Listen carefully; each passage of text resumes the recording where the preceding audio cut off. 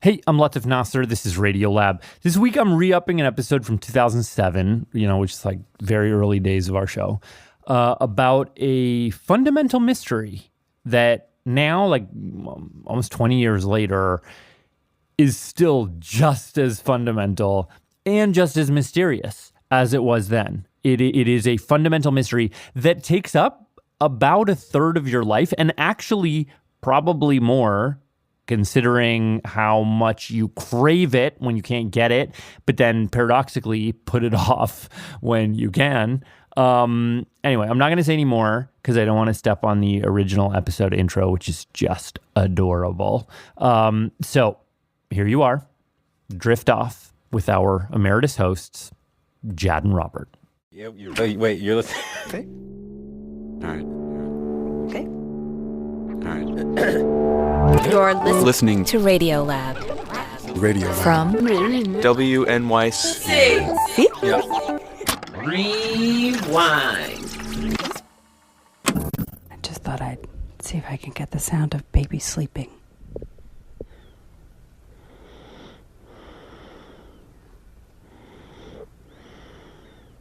This is Radiolab. Today's program is about sleep. I don't have to tell you how good sleep is. You do it yourself. Every night. Or you try. And how wonderful when it actually works, when you can close your eyes and forget the day and just drift off into oblivion. Like a little baby. But let's suppose that you are a little baby, this little baby, and you grow up to become a scientist, like one of the scientists we'll hear from in this program, and you decide to ask what should be the dumbest question ever. Why do we sleep? And not just us. Well, pretty much everything sleeps. As far as we know, all mammals do it. All birds. Bees, locusts, cockroaches, crayfish, Reptiles. Insects. scorpions. Everything that's been studied has something that looks like sleep. It's a mystery. Most things we sort of know what they are for and also how they work. But sleep is really in your face. I mean, everybody does it. You do it from the cradle to the grave. You can't help doing it because if you try to stay awake, at some point it's irrepressible. And we don't know why. That's a shameful state of affairs. How can you be a scientist in the 21st century and not know the answer to that? There you go. Okay. At least for shame, okay? It is not for curiosity. That's a pretty good way to begin, no? With shame? Yeah. Today on Radiolab, we're going to try to correct this shameful state of affairs when it comes to the subject of sleep. We'll talk with people who can help us understand what it's for, Why we do it. and what happens when we don't. I'm Robert Krulwich. I'm Jad Abumrad. Stay with us.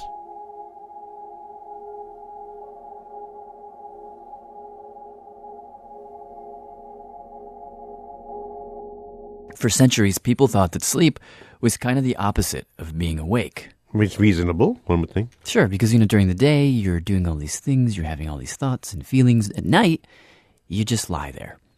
Very, very still. In fact, like sometimes a bomb could go off and you wouldn't wake up. I can hardly wake up even in a fire. I don't know why.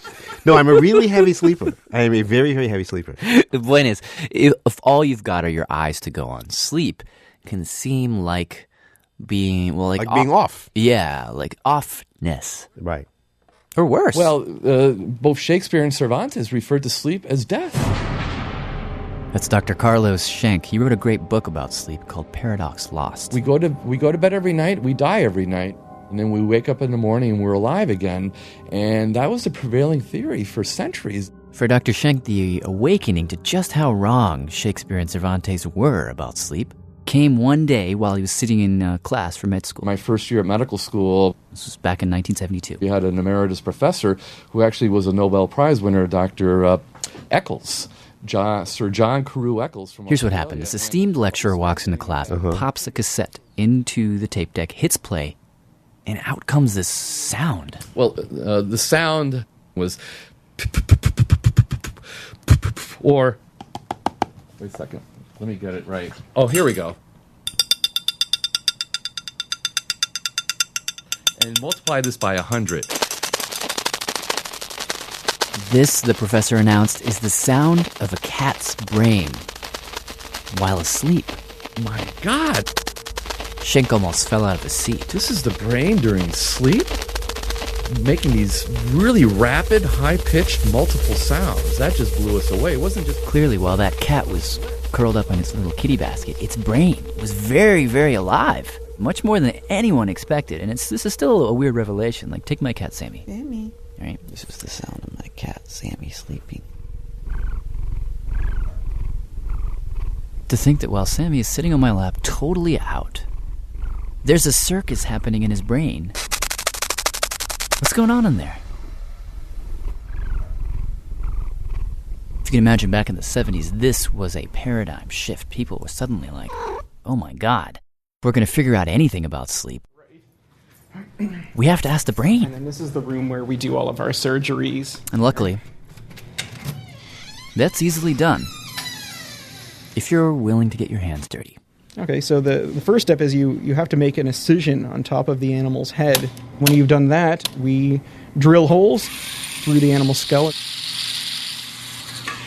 And then you insert your electrode, your stent. Then you've got and that's simply it. A little window into their brain. You could see right there on the screen. You could see the brainwaves. Wait a second. Are you out of your mind? I mean, did you just put a hole into a kitten's head? No, that wasn't my cat. Come on. So what was it we were doing there? What you just heard was a mock surgery to an iguana, actually. And even an iguana. I mean, it's not a nice thing to do. Look. The animal was not harmed. Within 20 minutes of coming out of the anesthetic, the animal is moving around, it's eating, it's climbing, and it's basking.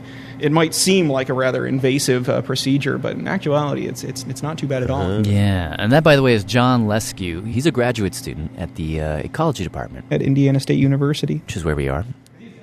John gave our reporter, Kara Oler, Testing. a tour of the lab. These are our big boys here, and they all have nice hats. Showed her the iguanas. These guys are a little frightening to me. They're pretty huge. They're like 4 feet long, head to tail. Oh, I didn't know that. I mean, they look like baby alligators. Pick that one up. And John measures their brain waves at night to see what happens in their head as they sleep. In a way, it's a continuation of that cat experiment that Dr. Schenk just told us about. Except, what they're looking for is much more peculiar than could ever happen in a cat. Or in us. What is that? Let me put it to you as a puzzle, Mm-hmm. okay? Forget iguanas. Dolphins, right? Dolphins. Yep. How is it that a dolphin in the ocean, or even say the dolphins that you might find at Six Flags in New Jersey, right? They have 2. Cody is our 10-year-old Atlantic bottlenose dolphin. His buddy Avalon is 12 years old. And that's our trainer, Megan Tutera. Avir Mitra is holding the mic. Anyhow, here's the puzzle. We asked Megan about this. How is it that her 2 dolphins, Cody and Avalon, can successfully sleep given the inherent challenges of being a dolphin? I don't know. What do you mean? What are the challenges of a dolphin? Well, they have significant challenges, my friend. First, they've got to breathe. They're conscious breathers. They're not unconscious breathers. So they have to think about breathing. Making matters worse, dolphins are not fish. So they have to breathe air, which means they have to constantly, consciously come up to the surface to breathe air every few minutes. So you can imagine what would happen if they decided to go unconscious for a while. They would drown. Right. And yet they do manage to sleep. A lot. How long? 8 hours a day. Like us. Really? Yeah, 8 hours. But how? That's the puzzle. What happens is they do what we call logging. It's when they rest on the surface of the water. You know, when a log floats down a river, it just floats. Uh-huh. That's exactly what they look like. And they rest half their brain at a time. Half their brain is asleep? Half their brain is asleep at a time. That is nature's solution. To cut the dolphin brain in half. You mean literally? Literally in half, so that one half can snooze while the other half keeps the dolphin swimming and surfacing. Wow. Just enough to breathe. From the outside, you can't really tell what's happening. It just looks like the dolphin is sort of awake, but a little out of it. So it's almost like the state of when you're falling asleep, but if something happened, you'd wake right up. So they're in that state all the time. They're sort of can be characterized as groggy. That's Steve Lima. He runs one of the labs back in Indiana. They're sort of awake and they're sort of asleep, and it's just a way of staying awake enough. And again, it's easy to miss, but if you look inside that groggy dolphin's brain, what the brain waves are doing? It's exquisitely obvious. It's clear as day. A 6-year-old could figure it out. One half of the brain has these beautiful slow waves, like a sine curve. And the other one's just just jagging all over the place.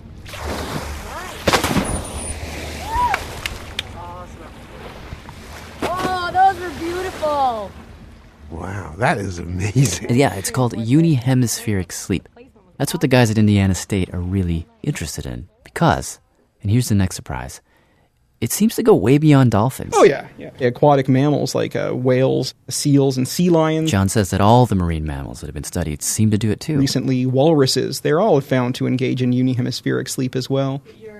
And now, the Indiana team, led by by this guy. I'm Charles Amlaner, chair of the Department of Ecology and Organismal Biology. They have found this weird split brain behavior in creatures of the air. Okay. Let me just back up a little bit and describe this experiment. Charlie and a student had been at the park one day and they noticed something. We observed that ducks sometimes will get together into groups. Like on a log. 4 ducks will get together and snooze in a neat little line. And the birds that were sitting in the middle of that line tended to be sleeping with both eyes closed. The birds that were sitting on the outside of that row tended to look a little bit more wary. The inevitable question, what's going on here, led to a very simple experiment. We put 4 birds in a row. 4 mallard ducks, this time in the lab, and they watched them sleep. The 2 birds in the center of this row slept with both eyes closed. The birds on the outer edges, both left and right, slept with one eye closed and one eye opened. One more time. Slept with one eye closed and one eye opened. It's just like in that song. Do you know that Metallica song? No, I missed it. It's a good one. But I knew they were all botanists. It's true. You know, no one knows this, but that song is really about adaptive sleeping behavior in ducks.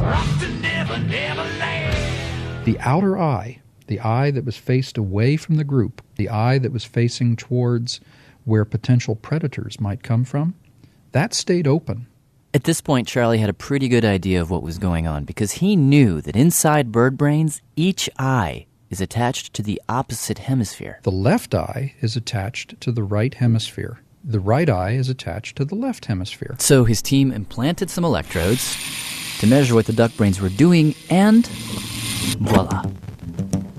Like the dolphins, the ducks, too, were sleeping one half of their brain at a time. The bird could simultaneously sleep and be awake. Not only that, here's the cool part. After a few hours, what happened was that the birds that were on the outer edge then would rotate. Stand up, turn around 180 degrees. And then sit back down. And the other eye would then get some sleep.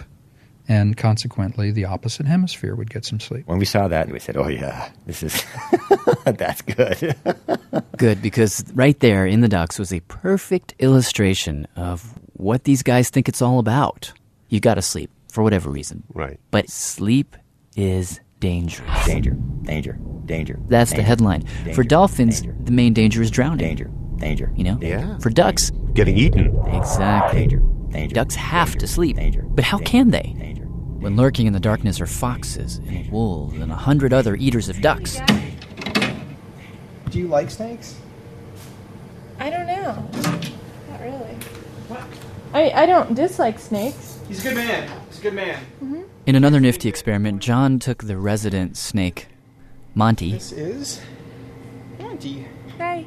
Big snake. He is what, about a 4-foot-long python? Mm-hmm. And at night, You're so cute. Yeah. John brought Monty the python into the room where his iguanas sleep. And he terrifies them. Really? Well, I mean, Monty was in a cage, so he couldn't really hurt the iguanas. But as soon as that snake appeared, all the lizards popped one eye open. I bet they did. Pop, pop, pop. And they trained that open eye right on Monty the snake. Put a big snake in the room and they'll watch it with one eye all night. That's Steve Lima again. They don't like these snakes, that's for sure. And then we move the snake from the room the next day, and they're still looking for it the next night or two.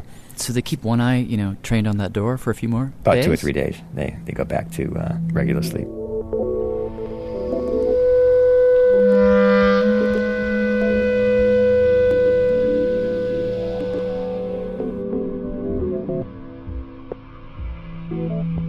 So what does this all mean? Well, think about this. Okay, all the sea mammals, they do it. Right. Well, at least the ones that have been studied. All the flying creatures, they do it.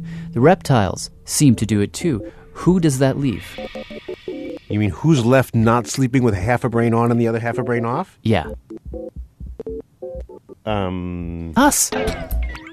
Really? We may be the strange ones. Well, it is sort of strange in that terrestrial mammals can't do it. Terrestrial mammals, just for some reason, have lost the ability to do this. Not all mammals, says John. The terrestrial mammals, the ones that live on land. And here's his theory.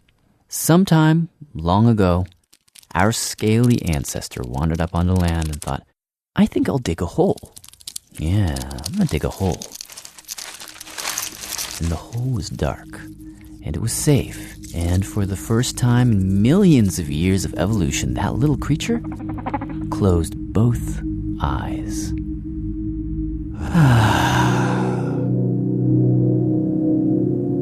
And so we lost it.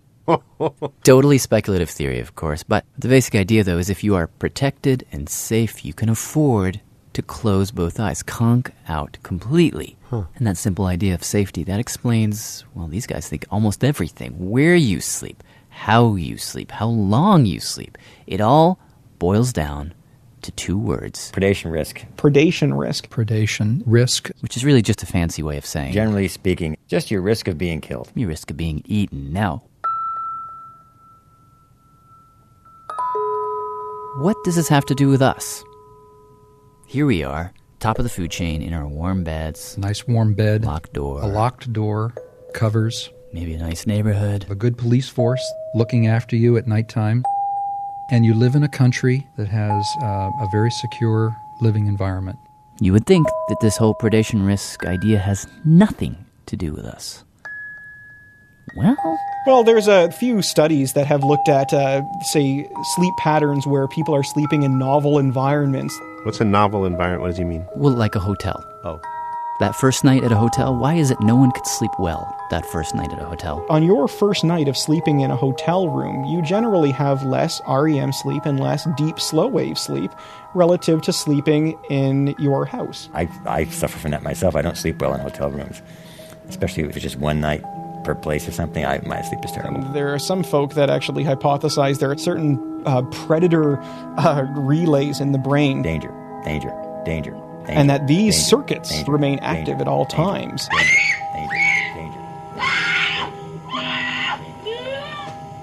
Now, what if that's true, that we all have buried deep in our reptile brain a sort of predator alert system?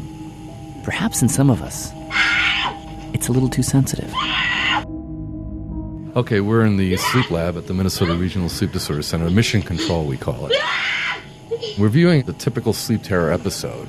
This little girl, who is 5 years old, would engage in these sleep terror episodes every single night. That's Dr. Carlos Schenk, who we heard from before. We're in Minnesota now at the Hennepin County Sleep Center, here in the sleep lab, where he works. We're standing in front of a grainy black and white video of a little girl in her PJs, screaming. So look at the time.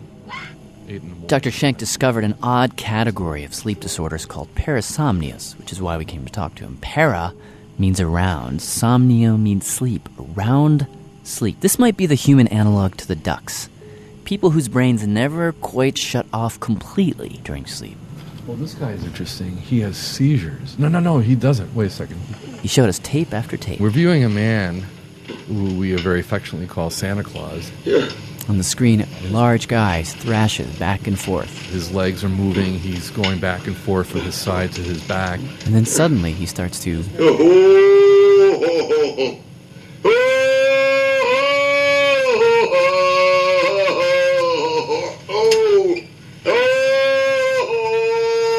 Is this real?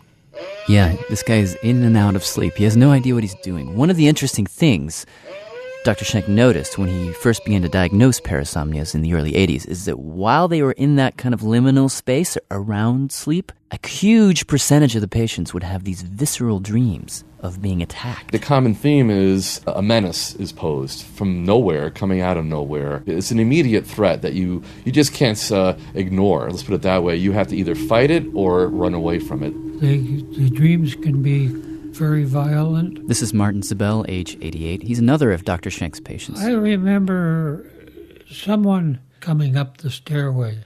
In Martin's case, the attackers never had a face. Sometimes it was a bear. And I was going to fight with him. He'd yell at him, "Get out of here! That's Martin's wife, Gertrude. Scram! He was always trying to protect me. Yeah, I'd have black and blue bruises on my arms and hands because I was hitting the headboard. Not infrequently, the man is dreaming in bed with his wife that he is fighting to defend her from an attacker when in fact he's beating her up. And one night I was sleeping and all of a sudden he's got his hands tightly around my throat. I'm petrified. Quit, Mart, you're dreaming, you're hurting me. She says, Martin, you're dreaming. Gertrude and Martin Zabel are still married, believe it or not, after 57 years, though she did force him to sell his guns. He has never been happy about that. Well, they were quite valuable. So you're suggesting then that all these people, and the iguanas, and the ducks, and the dolphins, all have a portion of their brain which is weary in the night. That's what I'm hinting at. I don't want to go any stronger than hint at, but there seems to be something in us that's always watching out, always wary. Bottom line here, though, is that sleep for all creatures is a dangerous thing, and a few unfortunate people are still awake to that fact. That's right. Before we go to break, I just want to thank Ann Hepperman for her excellent reporting in Minnesota, and also before her, Kara Oler, and to remind you to stay with us because we're going to turn our attention shortly from danger to deprivation. Radiolab will continue in a moment.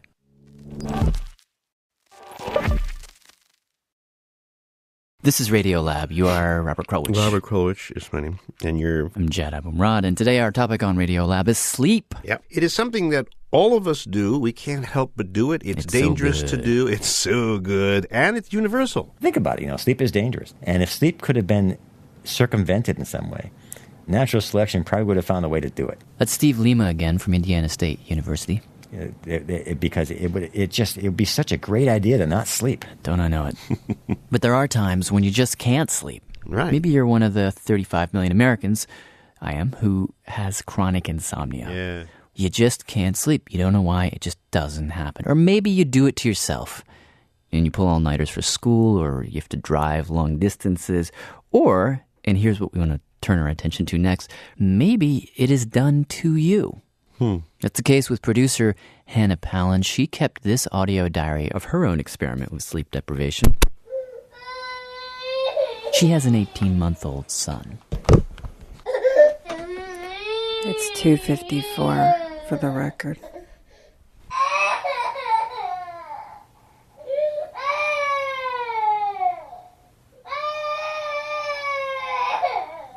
Today was my first day back at work. We were discussing budgets. I couldn't even articulate what it was that I was seeing on the computer screen and try to communicate that to the curator that I work for. The words didn't come. Lie down on me. Instead of saying, well, Nicolette, I believe that choice was made because... No, all that came out was like, honey buckets. I mean, nothing would come out. There's just no brain cells, really. Darn. I almost had him asleep there. So anyway, that was my first day back at work.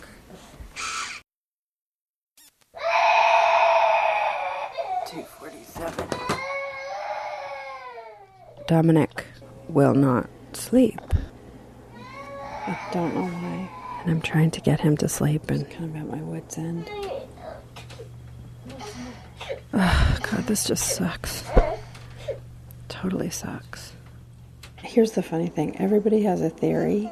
And I was talking to my sister-in-law tonight, and her theory is that he's not getting enough milk because milk has some agent in it that would help him sleep.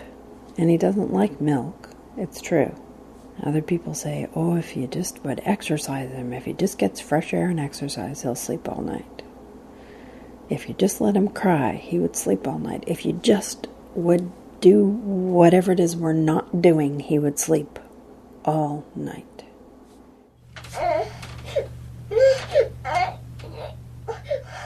And there's this feeling like... There's a feeling like I am doing it all wrong and that I'm a failure as a parent and I don't know how to do this. Come here, sweetie. Come on. Just hang out on me. So anyway, I needed to record just one thing really quickly, and that is that yesterday and today I've been struck by this. I have to do this. I've been struck by these waves of satisfaction and delight with being alive in this amazing landscape with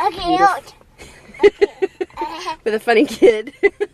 These beautiful mountains and water, and I don't know, maybe it's just getting a little more sleep in the last couple of days. But I just suddenly feel like, wow, I'm so lucky. Okay, I've got to take my kid to play now. Here we go. Do you know the Muffin Man, the Muffin Man? Okay, that whole I'm loving life. Yeah, that's all gone now. And it's pretty much because Dominic won't take a nap. Well, we came home from the beach, which I thought would wear him out. Then we sat down and read some stories, which for some reason... And I realized that an element to the sleep deprivation and an element to this whole thing is that I get angry from having my own needs subverted to the needs of this little tiny person, which, when you're not sleep deprived, is not a big deal. I'm tired. I'm tired. I'm tired. I said, I don't want to wish a minute of Dominic's childhood away because it's so precious to me. But damn, I am looking forward to that moment when I'm able to say, honey, time to go to sleep. And he does it. Tired. No. Not tired. Just a minute. Talk. Close your eyes, Buck. And close your eyes. There's my personal take on what it's like to be sleepy. Good night. And to crave sleep as much as you crave water or breath. I crave it. Thanks to Hannah Palin. And her son Dominic and her husband Steve. I know. Poor Hannah. But there is a science question lurking in the background, which is when Hannah was so tired, why does she feel that way? What? Because she hasn't been sleeping. Well, yeah, but what makes her, what is the essence of tiredness? Lack of sleep. Hello. No, chemically, I'm asking you. Chemically, what is happening to her? If you were way down in her cells, could you see something tired-like going on? That's a good question, Good. actually. I'm glad you think so, because I know a guy who has a theory about this. Did you see Tiger yesterday? Tiger Woods, he's unbelievable. He had the best round of anybody. I mean, the guy is unbelievable. This is Dr. Alan Pack, and in addition to being a rabid golf fan, he's also a rabid, can you be a rabid biologist? Sure. At the University of Pennsylvania, he's been looking at sleep down at the cellular level. And one thing that he's found over and over and over, and that's been shown in mouse, it's been shown in rat, it's been shown in fruit fly, is that inside certain cells in all those different animals, when they're sleep deprived, eventually what happens is you don't get proteins properly folded. Excuse me? Proteins properly folded? Mm-hmm. A phenomenon called the unfolded protein response. What on earth does that mean? Well, is that a good thing or a bad thing? Well, you're asking why do you need proteins to properly fold? Yeah, I guess that's what I'm asking. Well, you're made of proteins. Proteins are the essence of you. So if your proteins are misshapen, if they're not folded properly... If you don't fold the proteins properly, they don't have the right three-dimensional structure, and as a result, they start accumulating inside the cell, and then these different unfolded proteins can aggregate together and form clumps. Clumps. And inside the cell and essentially clog it up, and it's really quite toxic to cells. Clumpiness equals tiredness, would be his formula. Remember when Hannah was so exhausted? Yeah. God, this just sucks. Well, because she hasn't slept much, Totally sucks. inside her cells, lots of these valuable little proteins have not folded properly. That, he thinks, is the consequence of not having enough sleep. So maybe what's going on is the cells can't do their business quite as well, and things start to break down. And that adds up across the whole of your body to a feeling of... But when she gets to sleep, remember when she's so happy? Yeah. I suddenly feel like, wow. Because of the sleep, I'm so lucky. a group of cleaner-uppers have gone through her cells, removed the toxic and misshapen proteins, so that, Here we go. in effect, sleep is the best housemaid you've ever had in the hotel of you.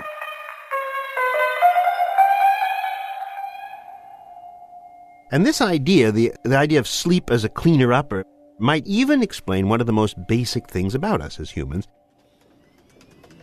how we learn.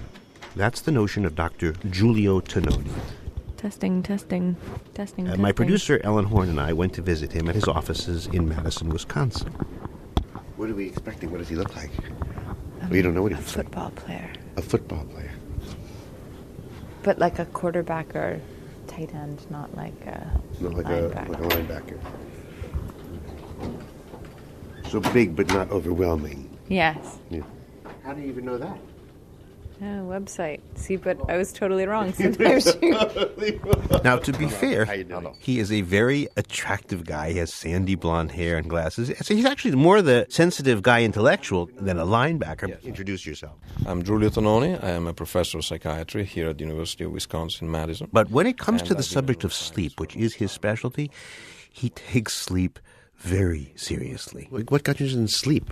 Sleep is the annihilation of consciousness. So it's a terrible time in which everything disappears, the universe and yourself with it. I think if people didn't sleep and didn't have the unconsciousness of sleep, they possibly wouldn't even realize that consciousness is an enormous gift. So being awake, then, is wonderful, but it's what happens when you're asleep, he says. That's what allows you to make very important connections in your life. And he noticed this first when he was connecting with, I believe it was a guitar. He was playing music. When I used to play, for instance, I played classical guitar. I'm sure many people who play musical instruments know that. You may train and train and train on a piece during the day, and you get better for sure, but you're never perfect. No. And then you sleep over it. The next day, you wake up, you play it again, and now it's smooth and, it flows beautifully. That happened to you? It happened to me. It happens to lots of people. That happened to me all the time. I discovered that sometimes if I worked on a piece and put it away, went to bed and got some rest, I had it better learned than if I stayed up all night cramming. Yeah. Definitely. There's one story, and I hadn't thought about this for a long time, but, well, first of all, Rob and I play in a band together. The band is called the Sisterhood of Convoluted Thinkers. And we switch instruments a lot. She's usually the bass player. I was going to play drums. So she had to learn how to play drums. So we rented a cabin. We went somewhere to rehearse, and at night she was really just kind of practicing and trying to get this rhythm. This one particular beat, I worked on it a lot. I just keep going and going. I remember playing that one thing again and again and again. Stop! And I finally just gave up and went to sleep. And the next morning, I got up and went straight to the kit, and I just played it immediately. The butt hit the stool, and she was going. She could just do it. I thought it was magic. You could just learn stuff in your sleep. So wait, so in the middle of the night, somehow the things that your fingers did repeatedly and the notes that you were using to propel your fingers, all those things somehow got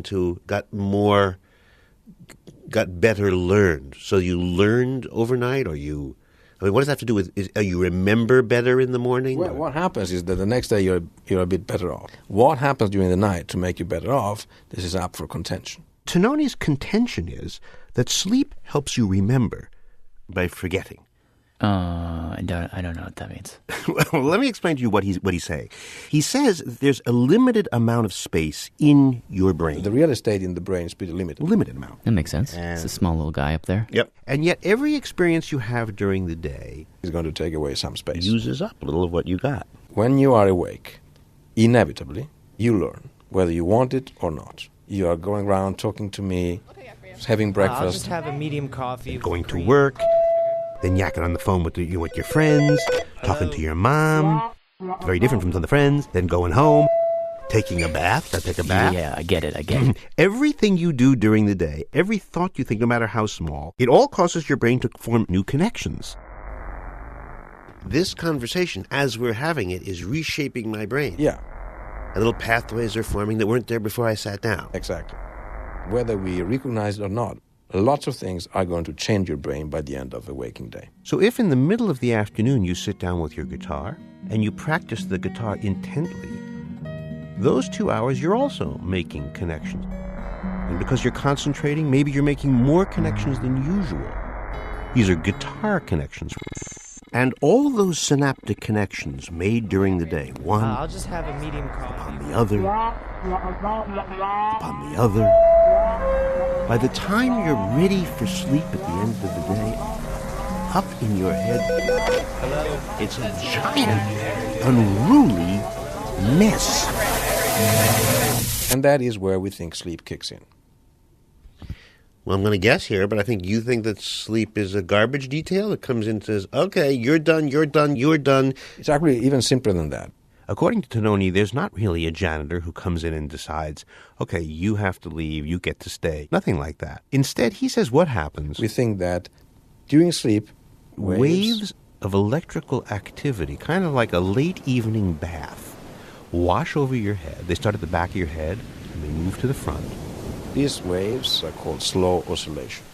And over the course of the night, 1,000 times a night, those waves wash through all the experiences of your day, all the little synaptic connections that you made all day long, and every one of those connections, all of them, gets just a little bit softer. They get weaker. Progressively, gracefully, they get weaker. Even, he says, the things you want to hold on to, like the guitar. Wait a second.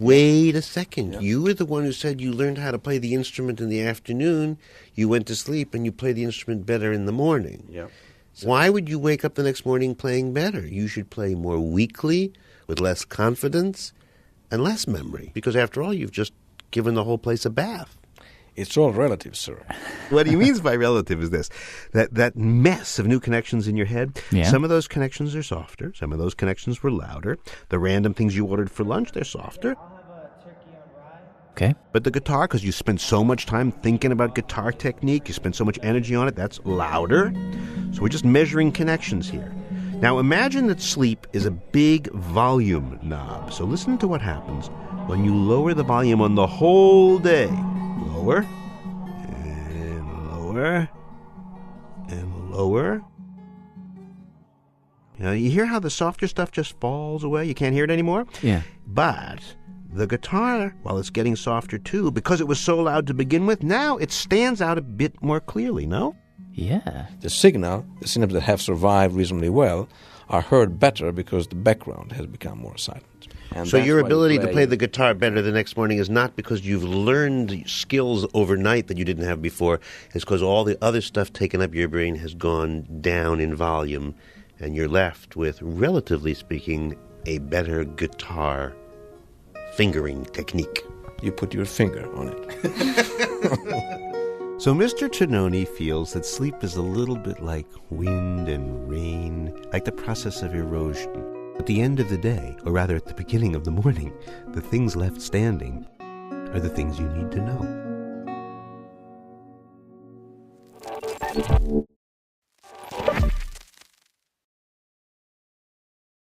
This is Radiolab. I'm Jad. And I'm Robert. And today's program is about sleep. As in the kind of sleep where you perchance to dream. Exactly. Did you know that story about the benzene molecule?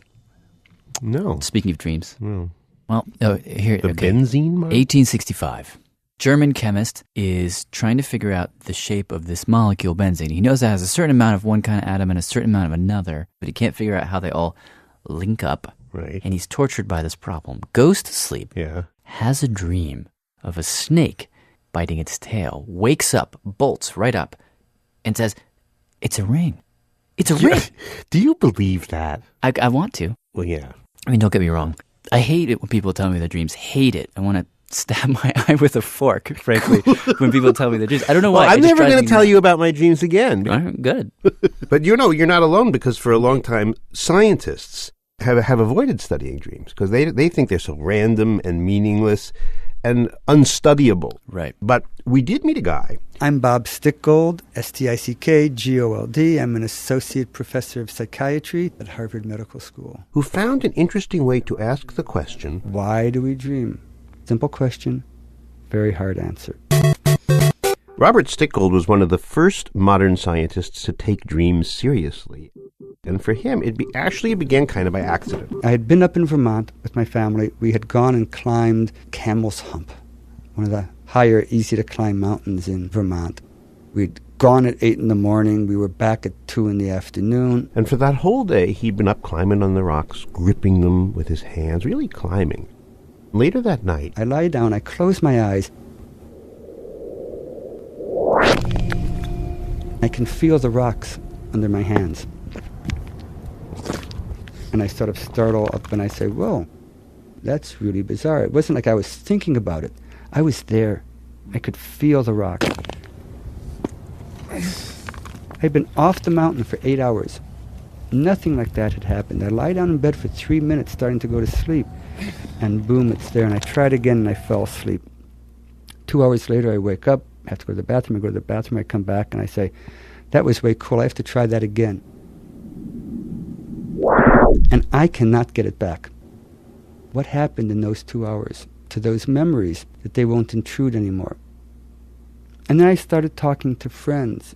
And they say, oh, try canoeing.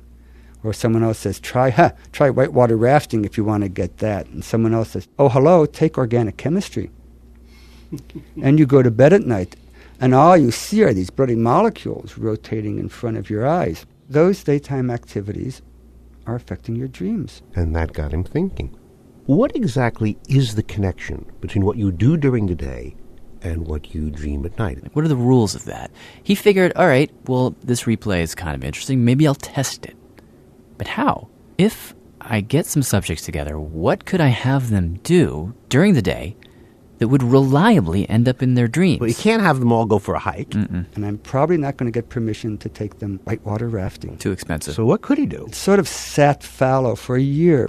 And I was moaning to some of my students about how I can't think of how to do this. And someone says, Tetris. And somebody else says, absolutely. And I'm saying, what?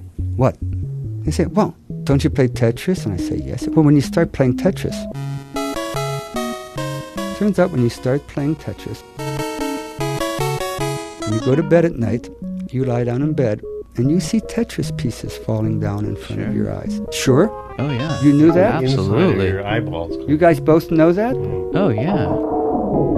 I got a cover of Science magazine for the first published paper on dreaming in 40 years because I discovered that, and everybody already knew it. It was that simple. He got a bunch of people, put them in a room, had them play Tetris. Later that night they woke up, and 60% of them were dreaming of Tetris. 60%. How do you know that? I mean, just from their reports? They report that as they're falling asleep, we're monitoring them electrophysiologically, and as they start to drift off to sleep, please report now. This Tetris observation was a pretty good start in terms of getting at that question. Why do we dream? Why do we dream? How does it work?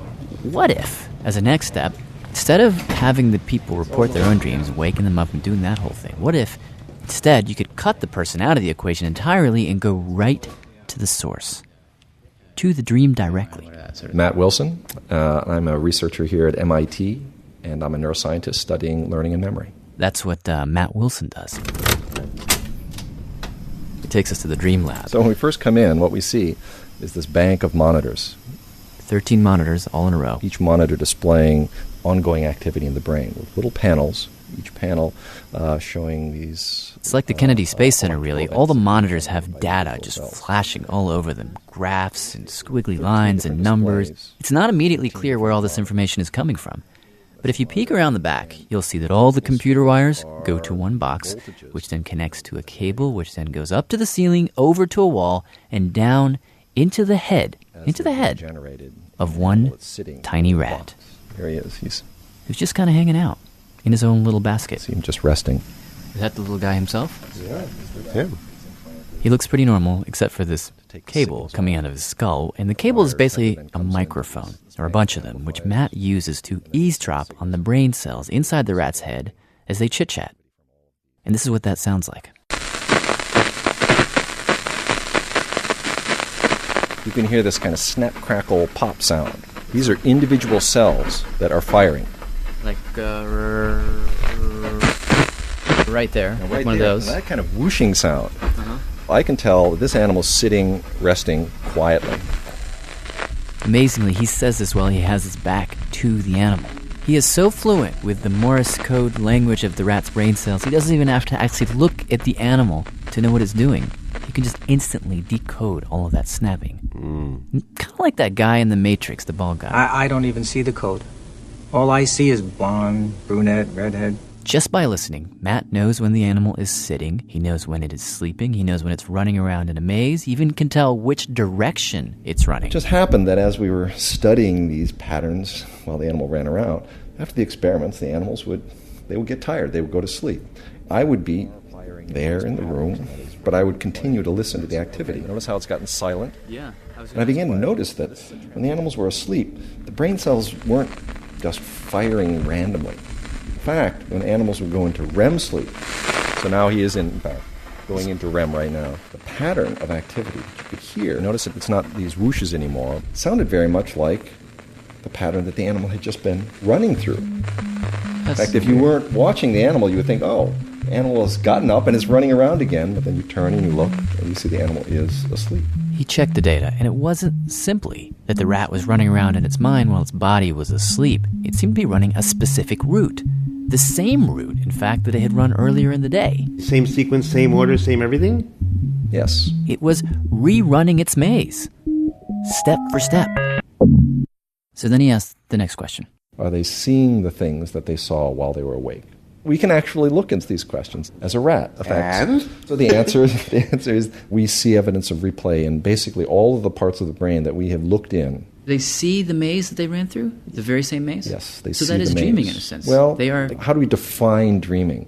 So sounds like dreaming to me. I don't know. But the question remains, why would the rat or any creature do this? And so Matt came up with a simple next experiment. He decided to give the rat 2 mazes. What would that do to its dreams of the night, or whatever you want to call them? If they run on maze number 1, and then on maze number 2, we see them running maze 1 and maze 2 together in a way that they did not experience when they were awake. Oh, so it's like a remix, Exactly. a new So they are pattern that mixing- includes part of maze 1 and part of maze 2. It turns out that when the rat had more than one maze in its memory, it began to invent completely new mazes. This gives us the thought that sleep is this unique opportunity to basically run through events, to put them together in ways that may not have occurred while the animals were awake. And that's what learning really is. Learning is about synthesis, about taking things that were apparently unrelated and figuring out the connection, that is, figuring out the rules, the hidden rules, the undiscovered rules that will allow us to create something new. I think dreaming is a time when we try out possibilities that in waking we might not feel were worth trying. And when it really works, it can be profoundly important.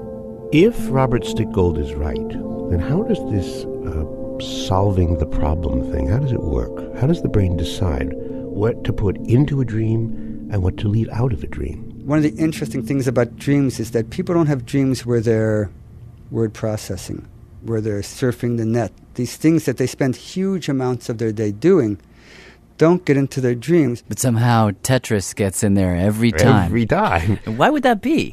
Well, he has a hunch. Which he's actually exploring with a completely different video game. We've moved to a game called Alpine Racer, which we bought out of an arcade. Which he showed us. This way. Took us down the hall to the game room. Here we are. And there in the corner it stood. Mockingly. Oh, wow, it's a full body game. Please step up. I stepped up to the game. Wait, it's trying to lock itself. Got on the platform. It's still warming up. And then I set off down a virtual mountain. Right, I'm going down the hill. I'm also a girl. I'm also avoiding the skis. Oh, I'm going to take a nice little turn there. Be careful of the little wall. Straight down ahead, and down we go. Oh, no, that tree. Wait, down. We're now going to go through the tunnel. This is a... Ow! Oh, that hurt. As you can hear, this game was really stressful, which is by design. Robert Stickle has the theory that as you go through your day, your brain is constantly keeping track of emotions. That's the thing, emotional content. Like when you run into a virtual tree, for example. Your brain is going to flag that stuff. It's going to flag that is important. It says, oh, I need to remember this so I can work on it later. I'm going to put a sticky on this one. So if it puts a sticky on everything that's hard during the day, then all the brain has to do when it's creating a dream is go and grab stickies. Oh, and then I died. But I died nice. Just for the record, you got further than Jad on your first try. Wow. It's like, and it's over. You know? Could you say that again? Well, so you have people play Alpine Racer for 45-minute bursts throughout the day. What happens next? You wake them up? We monitor their brain activity, and just as they're falling asleep, within the first 2 minutes after they fall asleep, we'll wake them up. Please report now. There's a microphone right next to them on their bed, and they just report what was going through their minds. I was just thinking about skiing. And we get, on the first night, up to 40% of all the reports being about skiing. And the game that I've been playing. Alpine ski racer again. 40%. Almost half of them. And that's right up there what I would expect to see after trauma, where something has been labeled so intensely that the brain says, okay, it's obvious what's on the agenda for tonight. Stickle thinks he's seeing the outline of the dream-making process here. It starts really simply at the very beginning of sleep, like right after you fall asleep, with the replay. This, he suspects, is just the brain emptying out its stickies. Things that really intrigued me during the day, that I felt during the day. Yeah, but... What happens if we let the people go to sleep 2 hours like I did in that very first time after climbing the mountain, wake them up, after 2 hours of sleep. Because remember, he couldn't get back the memory of the rocks after he'd spent 2 hours asleep. That's right. And what he's found is that if you fast forward 2 hours into the dream, you get almost no reports of skiing at all. The replay seems to dissolve into a remix. We start getting reports like, oh, I dreamt I was sliding down a hill. Like going downhill. Just rolling down a hill. Downward motion. I was thinking about it. I was about to say a downhill banana. I was thinking about skateboarding. I was thinking about a bunch of bananas. Doing yoga on a ski slope. Someone else had a dream that they were rushing through a forest with their body incredibly stiff and their legs not moving at all, as if they were on a conveyor belt. It's like as the dream goes on, the brain is starting to free associate. What do I have in my past that has anything to do with mountains, anything to do with crashing or skiing, anything at all that can help me? What do I have in all my memories, in my case from the last 60 years, that fits associatively, thematically? And the result? Well, it might seem random, it is. But every so often, he says, you come up with the right answer. So now we get to your dreams of people discovering the structure of benzene. Kukul was his name. Kekule, actually, was his name. August Kekule. He was the German guy I talked about earlier who had a dream of a snake eating its tail and realized from that dream that the shape of the benzene molecule is a ring. I don't know if that dream is true, but maybe that is, in fact, the point of dreaming. It's this time when you shut off the outside, turn inside, take the problems that you've got and start to really work on them, pull them apart, make connections that you wouldn't normally make during the day. However, have you ever wondered why it would be necessary when solving problems like this to dream so vividly?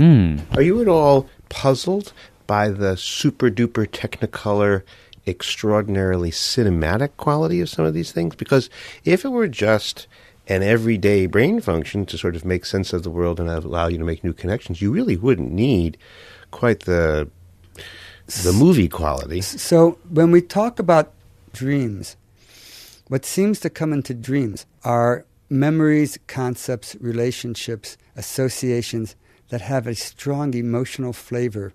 And I'm guessing from the data, need a full-blown orchestration to be properly processed. And it's Technicolor. The colors are overwhelming almost. So if I hear you right, what you're saying to Robert's question about why are the dreams so vivid is that I don't know, but maybe the vividness helps. That whole long answer is what a Harvard professor says instead of saying, I don't know.